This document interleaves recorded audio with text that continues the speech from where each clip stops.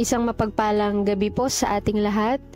Ang title po ng ating pagbubulay-bulayan sa gabing ito ng devotion po na ito ay A Wonderful World. Alam ko po na merong isang pamilyar na awitin na naririnig po natin. Yung may lyrics po na I see trees of green, red roses too, I see them bloom for me and you. And I think to myself, what a wonderful world. Ayan, kinanta nyo po ba?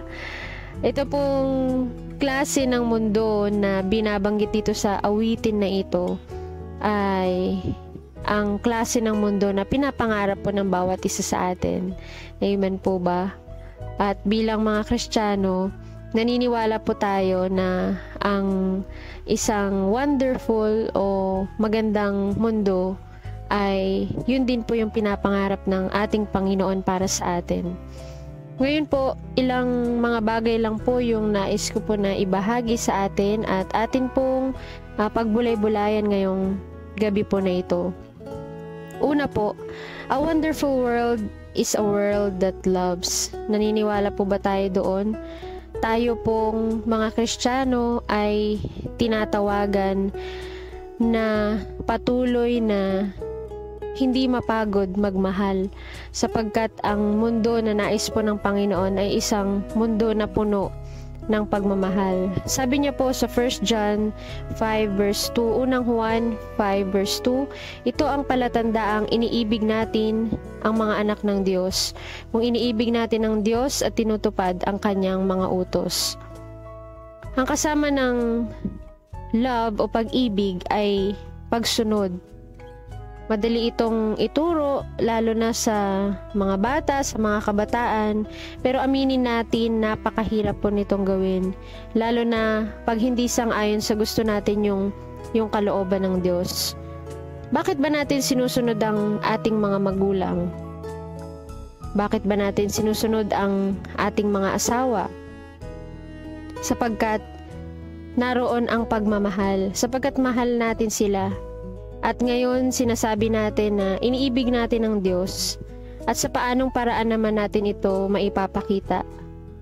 Ito ay sa pamamagitan ng pagsunod din sa kanyang mga utos. Isa sa mga utos niya sa atin, mag-ibigan tayo. Ibigin natin ang ating kapwa sa kung anumang paraan na alam natin. At kung magawa po natin ito ng bawat isa sa atin, ay magkakaroon po tayo ng bahagi sa pinapangarap ng Diyos na maganda at maayos na mundo para sa kanyang mga anak.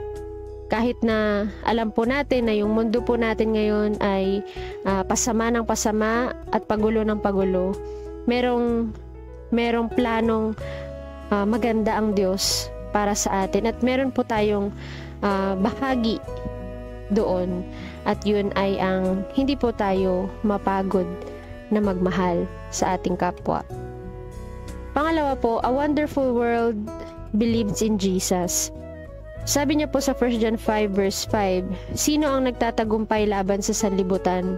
Ang sino mang sumasampalataya na si Jesus ang anak ng Diyos. Para sa akin po, ang ibig sabihin lamang nito, kaya nating manalo. Kaya po nating magtagumpay. Kaya nating makuha ang mga pinapanalangin natin at walang anuman sa mundong ito ang pwedeng umagaw, tumalo o magpabagsak sa isang Kristiyano dahil tayo po ay mga anak ng Diyos. Tayong lahat na nilalang ng Diyos, tumatanggap kay Jesus bilang Panginoon at tagapagligtas. Meron tayong Jesus sa ating buhay at ang banal na Espiritu ay nananahan at gumagabay sa atin. Palagi po nating tandaan, si Jesus ay nagtagumpay na laban sa sanlibutan, kaya tayo din ay kaya po nating magtagumpay. Meron pong, hindi ko po alam kung narinig nyo na po ang kwento na ito, meron pong isang pamilya na nakasakay sa kotse at meron po silang pupuntahan at habang pong sila ay naglalakbay, meron pong biglang nakapasok sa kotse na Killer B. Ayan, nakapasok po ito at takot na takot po yung mga anak na baka sila ay makagat po nitong killer bee na ito habang palipad-lipad yung killer bee sa loob ng sasakyan. Maya-maya po nawala yung lumilipad na bubuyog na killer bee. At sabi ng tatay, sabi niya, wala na kayong dapat na ulit killer bee. Natakot silang muli. Pero sabi ng tatay, wala na, hindi na kayo makakagat niyan sapagkat yung panusok niya, yung sting niya ay nandun na sa kamay nung tatay. Kaya ang paalala po sa atin katulad ng kwento na ito, marahil makaramdam pa rin tayo ng takot, makaramdam pa rin tayo ng pangamba sa mga nangyayari sa mundong ito na hindi maganda. Katulad ng mga anak dito sa kwento po na ating pong nabanggit. Pero nire-remind po tayo ng ating Panginoon na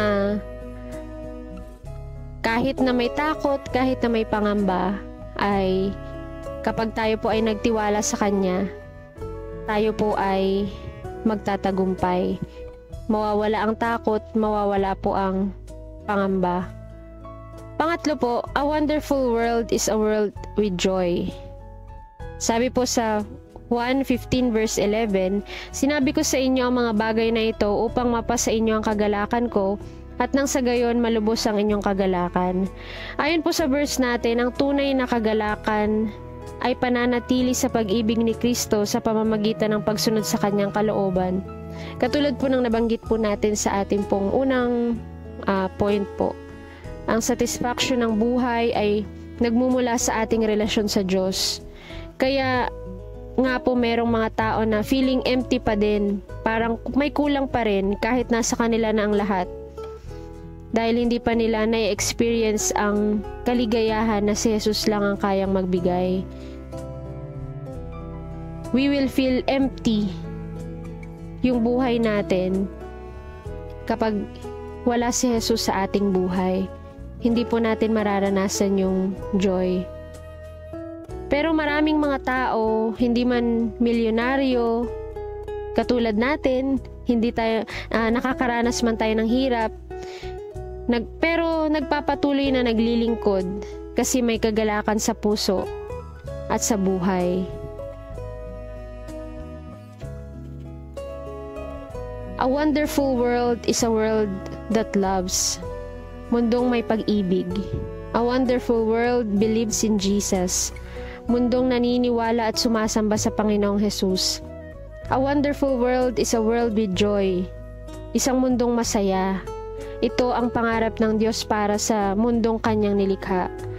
Hindi ba't ito din naman po ang gusto nating mundo para sa atin na mga sumusunod sa Kanya?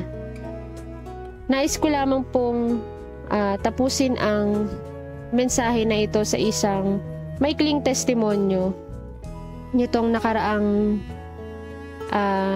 itong week lamang po ay nakaramdam po ako ng pagsakit ng ulo, ng pagsakit ng balikat. Marami po akong nararamdaman sa aking katawan, at kapag meron po akong nararamdaman na ganito, kahit simpleng sakit, ang mas pinag-aalala ko po yung aking pag-iisip. Nagkakaroon po ako ng anxiety, ng health anxiety. And narinig ko po yung health anxiety na term dun sa isang vlogger na ganun din po pala yung kanyang nararamdaman. Kapag merong something na nararamdaman sa katawan, ang dami na pong iniisip, nag-overthink. Hindi po, wala pong peace yung isip, yung puso. At nagpapasalamat po ako sa Panginoon dahil patuloy ko pong nararanasan yung kanya pong peace and love na patuloy na pinagkakaloob sa atin. Of course, yung healing po. And salamat sa Panginoon dahil kahit na sa news marami po tayong naririnig na mga bad stories, mga hindi magagandang mga balita. ay patuloy pa rin tayong makakaasa dun sa wonderful world na ipinangako sa atin ng Panginoon.